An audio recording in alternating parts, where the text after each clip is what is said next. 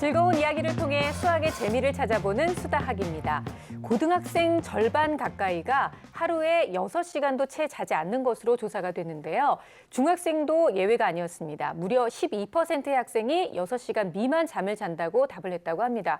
사실 이맘때 아이들은 성장 발달을 위해서도 좀 잠을 잘 자줘야 하는데 적어도 한 7시간 정도는 자야 하는 거 아닌가요, 선생님? 그럼요. 잠은 푹 자야 됩니다. 뭐 게임을 하느라고 안 자는 것도 문제고요. 공부를 하느라고 못 자는 것도 문제입니다. 네. 특히 학교에서 수업을 하다 보면 유난히 집중력이 떨어지거나 이해력이 떨어지는 친구들 보면 제대로 수면을 못 취한 아이들이 눈에 띄게 두드러져요. 그리고 신경이 또 좀 날카로워지는 면이 있어요. 그래서 저는 충분히 공부하기 전에 잠을 많이 자라라고 평소에도 많이 강조하고 있습니다. 네. 사실 그 경우의 수를 따져보면 이 수면이 얼마나 중요한지를 알 수가 있습니다. 약간 전문가 느낌을 줘야 되기 때문에. 네. 두 가지 경우를 일단 볼 수 있는데 공부를 안 했는데 잠을 안 잔 경우 찍을 때도 문제가 생겨요. 아, 그건 맞는 얘기예요. 해봐서 정신이 알아요. 네. 말똥말똥해야지 잘 찍을 수가 있는데 맞아요. 해롱해롱하단 말이에요. 정신이 맑아야 그것도 잘할 수 있어요. 그럼요. 잘 아시네. 네. 그리고 공부를 안 했는데 잠을 충분히 잤다. 옆에 친구 답이 잘 보여요. 시력이 좋아져가 잠을 충분히 잤기 눈도 때문에 맑아서. 눈이 맑아지고 컨디션도 좋아서 잘 찍을 수가 있습니다. 네. 그래요. 잠은 진짜 좀 충분히 푹 잘 자는 게 도움이 되는 것 같은데요. 사실 뭐 대여섯 시간 자는 고등학생들 이렇게 대답한 아이들 말고도 상상 이상으로 굉장히 많을 것 같다는 생각이 들거든요. 고등학생들의 가장 이상적인 수면 시간이라면 몇 시간 정도가 좋을까요, 선생님? 네, 고등학생도 마찬가지로 7시간 정도의 수면 시간을 확보하는 것이 너무나 중요한데 학생들 중에서 제가 2시까지 공부했습니다, 3시까지 공부했습니다 라고 네. 이야기하는 친구들이 있어요.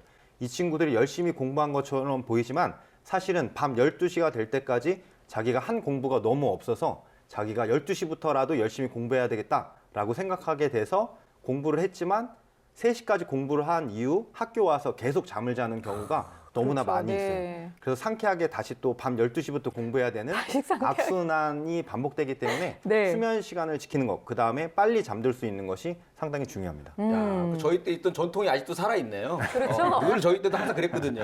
변하지 않는 것도 네. 가끔 있거든요. 근데 정말 공부 습관도 잘 잡아야 하는 것처럼 또 무엇보다 잘 먹고 잘 자고 컨디션이 좋아야 어려운 수학 문제도 척척 풀어낼 수 있는 거니까 아이들의 수면 교육도 많이 신경 써주시고 또 중학생 또 고등학생 아이들은 충분한 잠을 잘 수 있도록 부모님 많이 도와주시면 좋겠습니다. 자, 오늘의 수학 고민은요. 오랜만에 중학생이 노크를 해줬는데요. 과연 어떤 사연인지 지금부터 함께 만나보겠습니다. 오늘은 또 어떤 친구가 수다학을 기다리고 있을까요?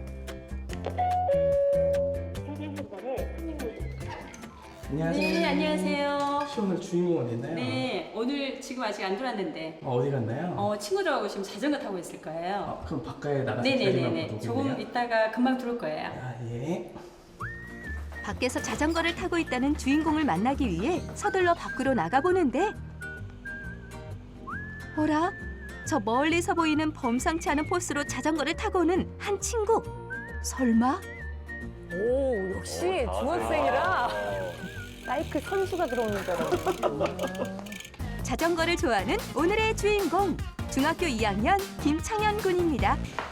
창현아, 네, 자전거가 되게 좋아 보인다. 네, 좀 비싼 건데 그 시험 90점 이상 맞기로 하고 산 자전거예요. 아, 어머니가 사준 거야 그러면? 네, 근데 그러면 시험은 잘 맞았어? 4학년에서 더 잘하기로 하고 그냥 근데 이거 90점을 맞아서 받은 거라고 얘기한 게 아니죠, 지금? 네, 어머니가 앞으로 그렇게 맞으라고 90점 받으라고 약간 선물식으로 선물로? 미리 선물로 미리 줬으니까 너가 나중에 90점 맞아. 이렇게 하기 쉽지 않은데. 통 큰 엄마신데요? 창현이의 꿈은 외국에서 자전거를 수입하는 자전거 바이어. 창현이의 부모님은 이런 창현이의 꿈을 응원하기 위해 고가의 자전거를 선물해 주셨다고 해요. 근데 운동 도구들이 굉장히 많네요. 저렇게 운동을 하는 것만큼 수업 시간도 챙기고 있겠죠? 요즘엔 이렇게 볼링에 또 빠져 있다고 하는데 실력이 아주 좋다고 합니다. 자전거부터 볼링까지 만능 스포츠맨 창현이의 하루 일과가 궁금합니다. 아침에 학교를 갔다 와서 그다음 학원을 다녀와서 자전거를 타고 볼링을 친 다음에 집에 들어와서 숙제를 하고 자요. 창현이가 어떻게 공부하는지 궁금해지는데요. 함께 관찰해 볼까요? 자, 이제 들어가서 숙제해. 자, 드디어 엄마가 이제 견제 들어가시네요. 자, 숙제해라. 공부를 하기 위해 방으로 들어온 창현이. 바로 책상에 앉아 문제집을 펼치는데 자세도 바르고 집중도 잘하고. 그런데 어려워 보이는 문제에 풀이도 없이 답만 적는 창현이. 근데 풀이 과정이 전혀 없는 것 같지 않으세요? 원래 그 운동 좋아하는 애들은 뭐든지 다 직감으로 하거든요. 근데, 아이, 근데, 그래도 음. 문제집이 지나치게 깨끗하네요. 암산으로 문제를 푸는 특별한 이유라도 있는 걸까요? 창현아, 네, 이거 문제 다 푼 거야? 네. 과정 같은 건 안 써? 제가 그냥 원래 암산으로 풀어가지고. 문제가 간단해 보이진 않는데 좀 풀이 같은 것도 써야 되지 않아? 원래는? 그렇게 하는데 제가 좀 귀찮아서 그냥 암산으로 해요. 학교에서 시험을 볼 때도 평소 습관대로 따로 풀이 과정 없이 암산으로 푼다는 창현이. 이번 중간고사에서도 7점짜리 문제를 계산 실수로 인해 틀렸다는데 평소에도 이런 안타까운 계산 실수가 잦다고 합니다. 근데 진짜로 시험을 볼 때에도 저렇게 전혀 풀이 과정을 적지 않는군요. 시험이 아닌 문제를 풀 때에는 답을 구하는 것보다 그 과정이 과정. 더 중요하기 때문에 반드시 문제풀이 과정을 적는 것이 중요합니다. 네. 유치원 때부터 초등학교 6학년까지 학습지로 암산을 좀 했었거든요. 근데 이 녀석이 곱하기 자리를 앞에서부터 하는 거예요. 근데 어느 순간 그게 이제 정답이 나왔나 봐요. 창현이한테 물어봤더니요. 앞에서부터 하는 부분들이 너무 재밌어서 정답률이 나와서 했더니 그게 습관이 된 거예요. 좀 아깝긴 하죠. 초등학교 때는 그래도 정답률이 80% 정도 됐는데 중학교 와서는 한 40%로 떨어진 것 같아요. 그런데 학원에서도 프리하이어스를 하는데 그게 잘 안 돼요. 학원에서도 창현이의 이런 습관 때문에 따로 풀이 과정을 노트에 쓰게 했다고 하는데요. 학원에서 시키는 대로 풀이 과정을 노트에 적고 있지만 여전히 습관은 고쳐지지 않았다고 합니다. 다시 공부를 하는 창현이의 모습. 그런데 아까와는 다르게 어딘가 답답해 보이는데요. 뭔가 잘 안 풀리는 문제가 있는 것 같아요. 별 표시까지 문제가 잘 안 풀리는 것 같은데 창현아, 네, 뭐가 잘 안 풀려? 네. 어떤 게 잘 안 풀려? 이 삼각형에서 x, y 값 구하는 게 잘 안 돼요. 창현이 그럼 수학 문제 중에서 또 어려운 거 있어? 함수요. 함수 부분은 어떤 게 어려워?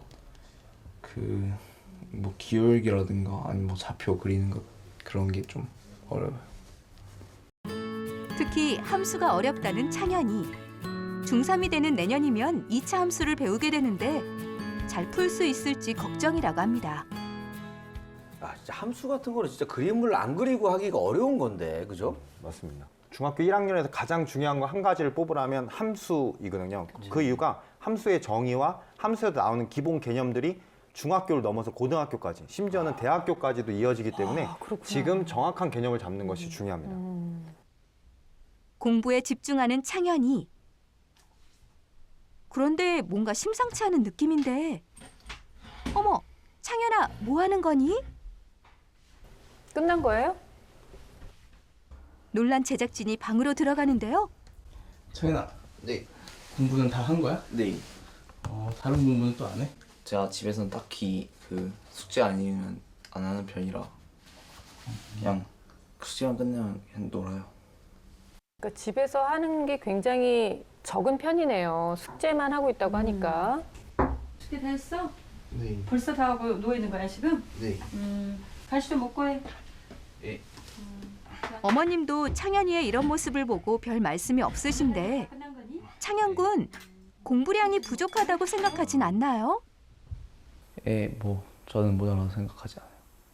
중학교 때는 지금은 좀 놀아도 된다고 생각하고 중학교 3학년이 되면 그때부터 좀 열심히 노력해서 90점 이상 맞는 게 제 목표예요. 이거 내일도 아니고 다음 주도 아니고 다음 달도 아니고 중3부터 하겠다는 거는 이게 안 하겠다는 거와 마찬가지지. 이런 말에 엄마가 넘어가시면 안 될 것 같아요. 아니 그리고 중3부터는 90점 맞는 게 계획이라는데 그게 계획이 과연 이루어질 계획일지 잘 모르겠는데요. 그러니까 보통 이루어지려면 노력을 하면서 추후 결과를 기다려야 되는데 그렇죠. 막연히 중3이 되면 내가 90점이 넘지 않겠는가 하는 그런 기대감이 있는 멘트인 것 같아요. 이런 창현이의 공부 습관을 고쳐주기 위해 아버지께서 선수 계획표까지 만들어줬다고 하는데요. 하지만 잘 지켜지지 않는다고 합니다. 그래도 시험 평균 점수는 80점대로 중상위권을 유지하고 있는 창현이. 하지만 스스로 생각하기에도 공부하는 양에 비해서 성적이 잘 나오는 편이라고 합니다. 창현이를 믿고 있다는 어머니. 하지만 중학교 3학년이 된 후 마음을 먹는다고 해서 갑자기 공부량을 늘리고 스스로 공부를 할 수 있을지 한편으론 걱정도 된다고 합니다. 근데 이제 어머니께서 사실은 막 잔소리를 하고 싶은데 아이가 사춘기니까 쉽게 이렇게 접근을 못 하시는 것 같아요. 지금 안 하면 나중에는 할 기회도 안 생길 텐데 지금 하셔야 돼요. 그리고 잔소리 하는 게 아니고 공부를 하게 해야 돼요. 네. 문제풀이도 문제에 식을 쓰지 않고 그냥 암산으로 해서 정답률을 놓는 거예요. 그래서 그게 나중에 틀렸을 때 어디에서 틀렸는지를 찾을 수가 없어서 식을 조금 써서 문제를 풀었으면 좋겠는데 노트 정리라든가 그리고 문제집을 따로 공부 외에 다른 시간을 활용해서 문제집을 풀어봤으면 좋겠는데요. 수학 전문가님들에게 도움을 좀 요청하고 싶습니다. 최근에는 기타 연습에 푹 빠졌다고 하는데요. 운동 그리고 기타처럼 자기가 좋아하는 것은 시간을 쪼개가면서까지 하는 창현이. 이런 창현이가 자기주도 학습을 할 수 있도록 수다학 선생님들 도와주세요. 운동을 참 좋아하고 아주 씩씩한 중학교 2학년 창현 군을 만나봤습니다. 왠지 창현 군한테는 창현이라고 하면 안 될 것 같아요. 다 커 보여서. 창현 씨. 일단 창현이가 공부하는 모습에서 가장 눈에 띄게 문제점이라고 보이는 것은 풀이 과정을 전혀 적지 않고 암산으로 하고 있다는 것과 집에서 공부하는 시간이 절대적으로 지금 적어 보인다는 건데요.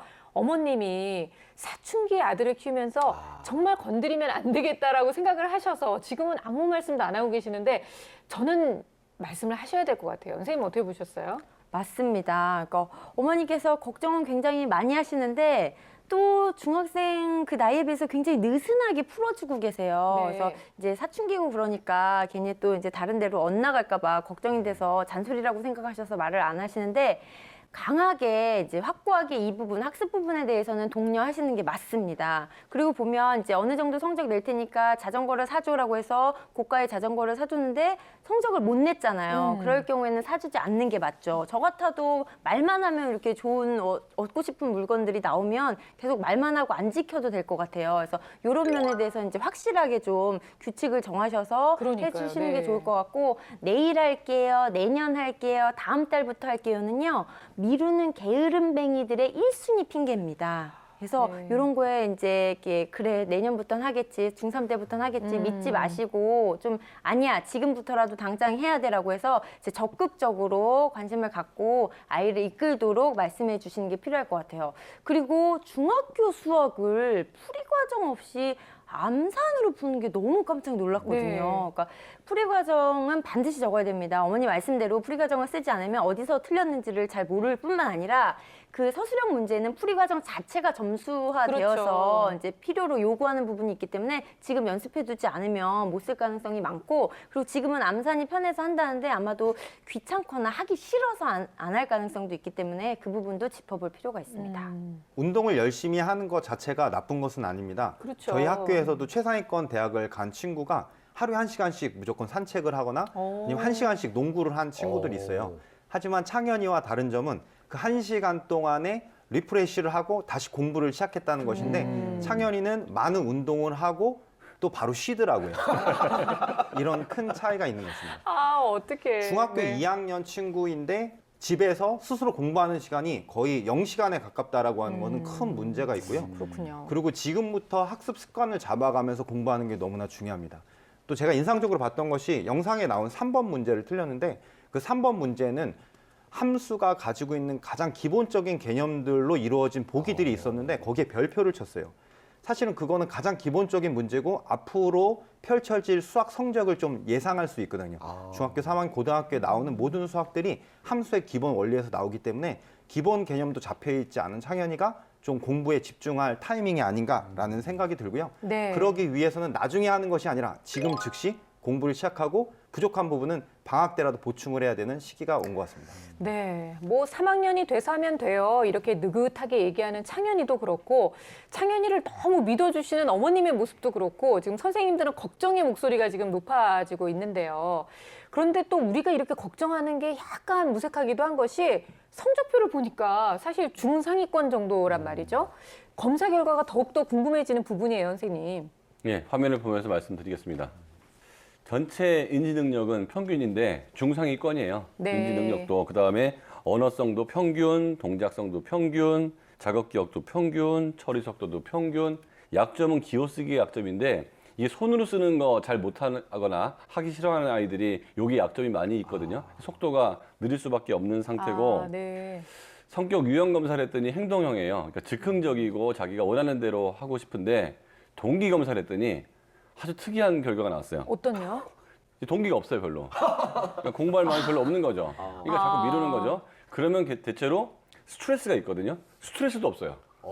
그러니까 공부를 하고 싶지도 않고 안 했는데 괴롭지도 않고 여기 자극이 오지 않으면 계속 이렇게 갈 가능성이 있는 건데 내년이라고 그 자극이 갑자기 올 것 같지는 않아서 뭔가 좀 수학을 보면서 우리 창현이가 강한 자극을 받았으면 좋겠다는 생각이 그래요. 듭니다.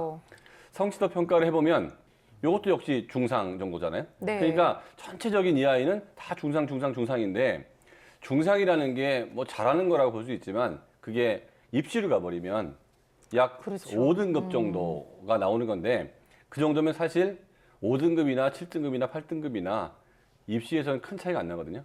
그 다음에 수학은 정말 체계적으로 하나하나 쌓여서 가는 거기 때문에 나중이란 게 없어요. 지금이 안 되면 맞아요. 그게 나중에 문제를 일으키거든요. 맞아요. 그래서 만약에 대학까지 생각하고 바이어까지 생각을 한다면 이제부터는 정신 바짝 차려서 열심히 하길 바래요. 진짜 걱정이 됩니다. 이제 왜냐면은 우리 선생님들이 다들 걱정된다, 맞아요. 위험하다, 지금 이대로 안 된다, 우리 민성원 선생님까지. 네. 다 XX 그 외국 프로 보면은 그 오디션 프로 보면 다 XX 딱 뜨잖아요. 탈락되잖아요. 그 창현이가 좀 지금 그 약간 상태야. 마음이 아프려고 그래요.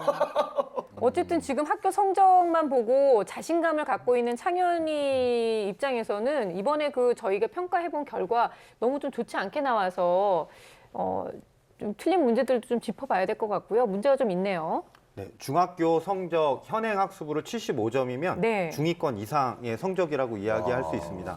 근데 여기서 짚어봐야 되는 부분은 기본적인 문제들 많이 틀렸다라고 하는 것과 습관이 잡혀있지 않다라는 건데요. 제가 약한 부분을 집어서 말씀드리고 싶은 부분이 1차 함수의 부분입니다. 네. 8번 문제 같은 경우에는 그래프의 이동, 13번 같은 경우에는 함수값의 대응, 17번 같은 경우에는 함수에서 가장 중요하다고 볼 수 있는 기울기의 문제를 틀렸는데 이러한 각각의 값들 그리고 x값의 결정됨에 따라 y값이 하나로 결정된다는 함수의 정의 이런 것들이 결국에는 3학년에 가서 2차 함수의 기본이 되고 그래프를 그리는 것들의 기본이 되는데 지금 그러한 기초가 잡혀있지 않은 상태에서 3학년을 가게 된다는 것이 좀 걱정이 되고요. 그래요. 그래서 함수의 부분을 잘 할 수 있도록 기본 개념을 공부하고 그래프를 그려보는 연습들, 그 다음에 평행 이동, 좌표 이동들을 하는 연습들을 하는 것이 중요하다는 생각이 들고요. 4번, 10번, 12번 문제는 부등식과 분수 문제를 틀렸는데 이것도 분수식의 가장 기본적인 형태를 알면 풀 수 있는데 그러한 습관들이 잡혀있지 않고 문제를 많이 안 풀어봤다는 게 느껴지고요. 15번, 19번 문제 같은 경우는 15번은 경우의 수에 관련된 문제, 19번 같은 경우에는 증명하는 문제인데 이것 또한 문제의 가장 기본적인 유형만 익히면 풀 수 있는 건데 문제를 많이 안 풀어봤구나라고 하는 것이 느껴져서 결론적으로 이야기하면 개념 공부를 명확하게 하고 문제를 많이 풀어본 즉 일단 수학 공부를 많이 해야 되는 시기가 온 것 같습니다. 아유, 그렇네요. 그러니까 아까 전에도 그 문제집 보면은 그냥 뭐 풀이식이 없고 답만 적혀 있잖아요. 요 단계가 이제 저의 단계로 오기 바로 전 단계거든요. 이 뭐냐면 이게 그냥 암산으로 풀잖아요. 네. 암산으로 풀다가 요 다음 단계, 바로 제가 많이 하던 단계가 뭐였냐면 수학을 저는 감으로 풀었습니다. 요 단계로 넘어올 수가 있어요. 그래서 내가 봤을 때는 좀 위험하다 지금. 빨리 시급하다. 아니 이게 빨리 고쳐야 정말 된다. 중요한 문제점이라는 거를 어머니도 아시기 때문에 아이를 학원에 보내서 학원에서 풀이 과정을 써라 이거를 지금 계속해서 가르치고 있는 상황이거든요. 그런데 전혀 나아지지 않고 있는 건데 이 습관을 잡아주는 것부터 시작해서 공부 습관도 좀 제대로 잡아주는 방법을 알려드려야 할 것 같아요. 그렇죠. 근데 이제 풀이 과정이 중요하다, 풀이 과정을 써야 된다고 해서 하루아침에 이 습관이 바뀌지는 않을 것 그렇겠죠. 같아요. 그래서 창현이만의 방법을 생각해 보자면 아주 권장할 만한 방법은 아니지만 이 친구가 스포츠 용품이나 이렇게 갖고 싶어 하는 것들이 많잖아요. 그러니까 그것을 보상으로 내걸어서 90일 완성 작전 해서 3달 동안 규칙적으로 공부를 하고 모든 문제풀이를 달 경우 이것을 네. 보상으로 준다. 근데 하루라도 낙오가 되면 처음부터 리셋 다시. 그래서 이제 이런 활동을 하는 거죠. 근데 안 할 것 같아요, 왠지. 우리 창현이가 독하게 마음을 먹지 않고서는. 근데 운동에 대한 그런 열정과 갖고 싶어 하는 그런 열망을 보면 그 고가의 자전거도 정말 빌고 빌어서 샀을 것이거든요. 그래서 그렇게 보상을 걸면 이제 공부를 어차피 해야 되는 거니까 할 것 같고 중간에 이제 엄마 계속 45일간 해왔는데 하루만 뭐 봐주세요. 뭐 이런 식으로 애원할 경우 이제 안쓰럽다고 용서해 주시지 말고 아니야. 다시 그래요. 리셋해서 이제 그렇게 해주시면 좋을 것 같고 그리고 지금 분명한 건 운동 시간을 줄이고 학습 시간을 늘려야 되는 겁니다. 그래서 뭐 월수금은 학습을 하고 화목은 자유롭게 운동을 한다든지 또는 주중에는 운동을 하고 주말에는 이렇게 공부를 한다든지 또는 주중에 공부를 하고 주말에 공부를 한다든지 이렇게 해서 이제 학습 시간을 확보해야 될 것 같아요. 네. 창현이 같은 경우는 중학교 2학년이면 사실은 자기 주도 학습 능력이 어느 정도 성장되어 있어야 되고 습관이 잡혀 있어야 되는데 그렇지 않은 상태란 말이죠. 근데 지금부터 혼자 해라라고 하면 어려움을 느낄 수 있기 때문에 저는 그것을 도와줄 수 있는 누군가가 필요하다라고 생각합니다. 네. 근데 창현이 스타일상 다른 어떠한 선생님보다는 자기랑 비슷하게 운동을 좋아하고 자기가 가지고 있었던 여러 가지 고민들을 같이 할 수 있는 대학생 형이 좋다라는 생각이 들고요. 네. 그러면 그 형이 내가 이렇게 운동을 열심히 해봤는데 내가 중학교 2학년으로 돌아간다면 난 이렇게 했을 것 같아. 그다음에 내가 그때 그렇게 살았던 것이 지금 이러한 영향을 주고 있어 라고 하는 미래의 모습을 보여준다면 동기부여가 될 거라는 생각이 들어서 그런 형을 소개해 주는 것이 너무 좋은 좋겠다는 멘토가 생각이 진짜 필요한 거군요. 예, 그렇고요. 그다음 또 영상에서 제가 좀 인상적으로 봤던 게 아버지께서 계획표를 엄청 꼼꼼하게 짜주셨는데 네. 그 계획표가 어떤 학생들한테는 좋을 수 있지만 창현이에게는 무용지물일 가능성이 있다는 거죠. 그 이유는 창현이에게 맞는 적합한 그렇죠. 계획이 네. 필요하다는 거예요. 그래서 맨 처음에 스스로 공부하기 힘들다면 인강을 한두 편 보기, 그 다음에 스스로 공부하는 시간을 30분 정도 잡기, 지킬 수 있는 계획을 세워야지만 그것을 맞아요. 통해서 자기가 만족감을 느끼고 그 다음에 또 실천할 수 있는 마음을 갖게 될 것입니다. 그러니까요. 계획표가 아무리 화려하면 뭐예요. 우리가 뭐 방학 때 만드는 계획표를 늘 항상 얘기했지만 진짜 도전해 볼 수 있고 그리고 실천할 수 있는 계획표가 정말로 중요한 거잖아요, 선생님. 습관이 바뀌려고 그러면 말이에요. 큰 변화, 동기가 있어야 되는 거거든요. 근데 동기에는 긍정적 동기하고 부정적 동기라는 게 있는데 얘는 긍정적 동기는 써먹을 수가 없는 애야 지금. 왜냐하면 칭찬 이런 게 긍정적 동기고 네. 그다음에 자기가 공부를 했을 때 느끼는 기쁨 이런 건데 공부량이 적거나 칭찬을 했다고 해서 할 것 같진 않아서 얘한테 써먹을 수 있는 가장 강력한 동기는 부정적 동기입니다. 인생은 하고 싶은 걸 하기 위해서는 해야 될 거를 한 자만 하고 싶은 걸 할 수 있다는 걸 얘한테 그렇죠. 알려줘야지 네. 가만두면 하고 싶은 것만 계속 해나갈 가능성이 많거든요. 얘가 공부를 정말 자전거를 너무 좋아하니까 자전거 바이어가 되고 싶다고 하는데 자전거 바이어가 되려고 그러면 수학도 잘해야 되고 영어도 잘해야 되고 국어도 잘해야 되고 할 게 되게 많잖아요. 자칫 잘못하면 자전거 바이어들이 사온 자전거를 나르는 일을 할 거예요. 자전거 잘 타니까. 그러니까 네가 원하는 일하고 전혀 멀리 갈 수 있다는 거 알려주고서 아버지가 인강을 듣든 계획을 짰을 때 그걸 안 했을 때 강하게 훈육을 하는 방법으로 가야 네. 눈물을 쪽 빼고 공부를 할 것 같아요. 그래요. 가끔씩은 좀 이런 또 충격요법이라는 것도 필요하기도 합니다. 오늘 아버지의 역할부터 시작해서 참 여러 가지 좋은 얘기들이 많이 나왔는데요. 우리가 마무리하기 전에 어머님하고 창현이에게 꼭 당부하고 싶은 말씀이 있다면 좀 해주시겠어요? 일단 저는 이제 그 선생님 얘기를 딱 듣고 생각을 해봤어요. 어머니의 역할에 대해서 어머니가 이제 중2라는 창현이에게 네. 굉장히 좀 스트레스를 안 주려 노력하시는데 저는 이제 어머니가 이쯤 되면 이제는 십자 도라이버를 들을 때가 됐다. 그거 왜요? 십자 그걸로 자전거를 드라이버도 아니고 드라이버를 왜 드는 거예요? 도대체? 드라이버로 자전거를 좀 분해를 좀 할 때가 됐다. 그래서 예를 들어서 약속한 대로 첫 번째 시험에서 안 됐어요. 성적이 안 나왔어.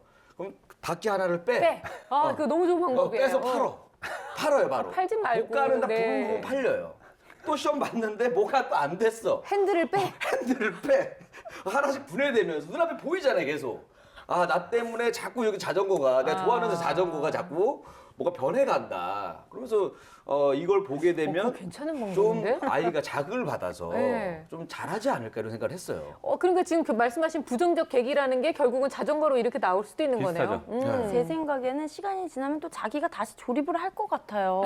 그래서 네. 아, 비싸요 근데 그거 팔아야지 바로. 그렇죠. 그래서 무엇보다 중요한 건 공부에는 적기가 있거든요. 그래서 맞아요. 그 네. 적기를 놓치면 아무리 노력해도 나중에 노력해도 말짱 도루묵이고 중3 때부터 할 게 아니라 지금 당장부터 공부를 하는 게 필요하고 네. 그리고 규칙적인 습관과 일정 시간 학습량을 확보하는 게 되게 중요해요. 이때 어머니께서는 지금처럼 믿어주시는 것도 좋은데 단호하게 하시는 게 좋아요. 학습 부분에서만큼은 너 이거 했어, 이거 해야지. 지금 이거 할 시간이잖아. 계획 지켰어라고 잔소리가 아니라 네. 이것은 꼭 필요한 꽃입니다. 그래서 어머니께서 단호한 마음을 가지시고 학습에서만큼은 꼭 그렇게 실천해 주셨으면 좋겠습니다. 다른 건 모르지만 정말 이렇게 어른들이 돼본 사람은 다 알잖아요. 모든 건 다 때가 있었지. 그때 했었어야 하는데 하면서 후회해본 경험들도 다 있을 텐데요. 창현이가 오늘 다른 것보다도 정말 공부라는 건 때가 있고 수학은 그 때를 놓쳐서는 안 된다는 거. 그리고 지금이 바로 그 마지막 기회라는 걸 꼭 알아줬으면 좋겠습니다. 자, 오늘의 핵심 솔루션을 정리해드립니다. 결정적 한방.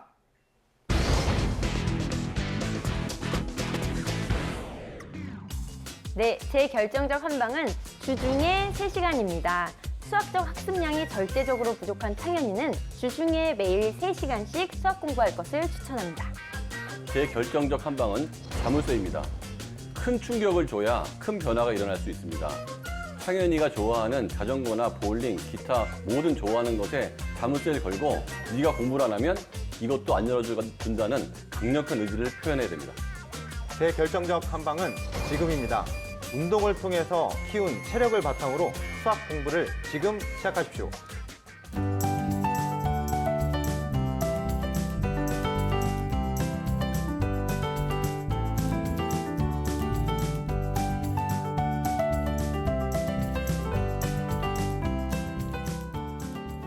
창현이를 위한 이리 씨의 결정적 한방 궁금하네요. 네, 제 결정적 한방은 바로 이겁니다. 이거.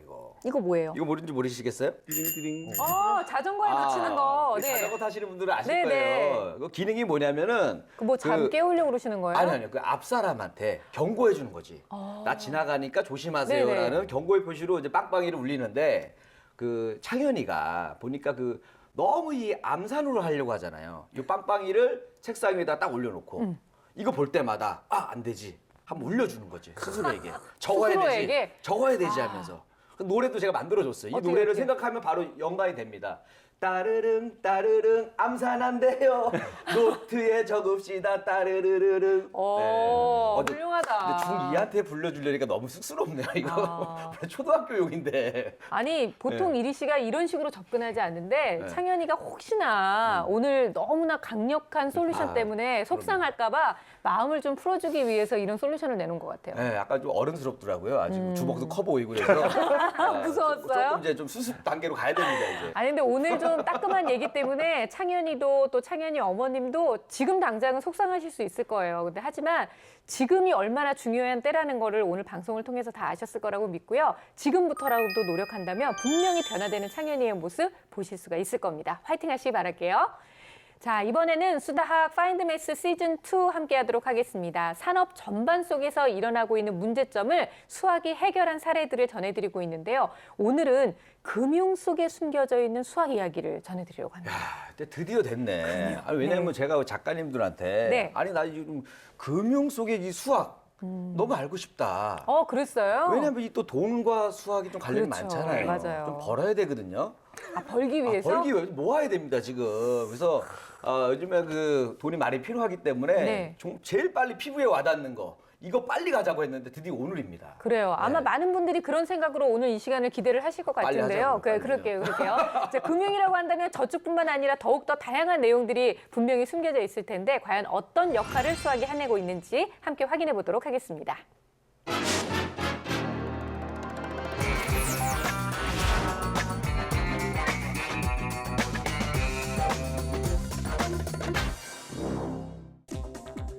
돈은 여러 상품의 가치를 비교해 줄 수도 있고 상품과 맞바꿀 수 있도록 해주며 재산으로서 축적의 대상이 됩니다. 이러한 돈과 관련된 경제를 우리는 금융이라고 부르는데요. 금융에 있어서 돈의 흐름을 파악해 측정하고 계산하는 것은 무엇보다 중요한 일입니다. 그리고 20세기에 들어서면서 경제의 발전과 함께 금융시장이 급격하게 변하기 시작했는데요. 주식과 채권 등 다양한 형태로 자본시장이 발달함에 따라 금융시장이 더욱 복잡해진 겁니다. 그리고 여기에는 미래 경제 상황이나 이자율과 같은 고도의 불확실성과 이를 정확히 예측하지 못해 발생하는 위험이 뒤따르는데요.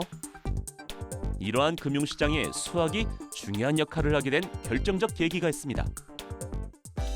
1970년대 초까지만 해도 금융 파생 상품의 가격을 결정하는 데 명확한 기준이 없어 거래가 활성화되지 못했는데요. 이때 금융회사에서 일하던 수학자 피셔 블랙과 경제학 교수인 마이런 숄즈가 수학 공식을 기반으로 파생 상품의 가격을 책정하는 블랙 숄즈 모형을 발표했습니다.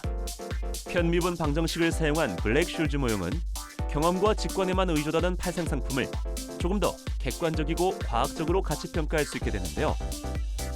덕분에 금융회사와 소비자가 파생 상품을 사고 파는 것에 대한 위험이 줄어들게 되면서 거래가 활발해졌고 금융시장도 폭발적으로 성장하기 시작한 겁니다. 이러한 공로는 이들에게 노벨 경제학상이라는 영광을 안겨줄 만큼 전 세계 금융시장에 큰 영향을 끼쳤습니다. 그리고 이때부터 수학의 논리력을 바탕으로 금융시장에서 필요로 하는 상품을 만들기 시작했는데요.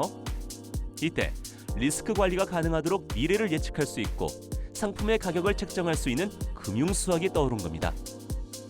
우리나라에서 주택저당증권, 즉 MBS의 약 90%를 발행하는 금융기업인 K사 또한 문제를 해결하기 위해 수학자를 찾았습니다.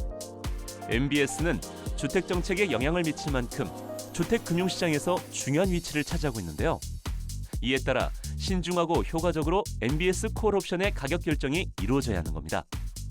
사실 MBS 콜옵션 가격 결정이라는 게 이제 굉장히 이 금융회사에서 굉장히 과거로부터 현재까지 굉장히 중요한 그 과제였고요. 과거 몇 년 동안은 그냥 이런 MBS 콜옵션 가격을 결정을 하기 위해서는 그냥 어떤 데이터, 어떤 과거 데이터를 가지고 어떤 통계적인 방법, 단순한 통계적인 방법을 의존을 해가지고 결정을 해왔었는데요. 그런데 이제 사실 이런 데이터로부터 이런 이제 가격 결정하는 거는 많이 이제 한계가 있는 거죠. 그래서 어떻게 하면 이런 이제 그 MBS 콜옵션 가격 결정을 어떤 수학적으로, 그러니까 수학적으로 어떤 모델링을 해가지고 어떤 현상들을 이런 걸 가지고 수학적으로 모델링을 해서 이제 우리가 가격 결정을 할 수 있지 않을까? 그러면 더 편하지 않을까? 이에 리스크 부담이 적으면서도 모두에게 이익을 가져다 줄 수 있는 MBS 콜옵션의 가격 결정을 위해 수학적 모델링 연구가 시작된 겁니다. 먼저 MBS 콜옵션 가격 결정을 하기 위해선 다양한 변수들을 고려해야 하는데요. 특히 만기 이전에 빌린 돈을 갚는 조기 상환율, 거래 상대방이 계약을 이행할 수 없을 때 발생하는 손실인 신용 리스크, 그리고 이자율 등이 중요하게 작용합니다. 이러한 변수들은 시간에 따라 인위적으로 변동하기 때문에 수학적 방법을 사용해 모델링을 해야 하는 겁니다. 모든 현상들 자체는 이제 그 변화로 이루어지거든요. 시간에 따른 변화로 이루어지거든요. 근데 이런 시간에 따른 변화를 잘 우리가 자세하게 보면은 요거는 어떤 수학적인 원리가 들어갑니다. 시간에 따른 변화이기 때문에 요거는 미분의 개념이 사용이 되는 거죠. 확률 미분 방정식의 원리를 기초로 현재 MBS 콜옵션 가격 결정에 대한 수학적 모델을 세팅한 상태인데요. 이를 통해 문제를 성공적으로 풀어냈을 때 어떠한 효과를 기대할 수 있을까요? 먼저 효율적이고 정확한 가격 결정이 가능해지면서 금융시장에서 가장 중요한 금융 리스크를 최소화할 수 있습니다. 그리고 이를 바탕으로 금융시장에서 MBS 유통 활성화가 이루어지도록 뒷받침할 수 있게 됩니다. 사회가 변함에 따라 복잡해지는 금융상품의 구조.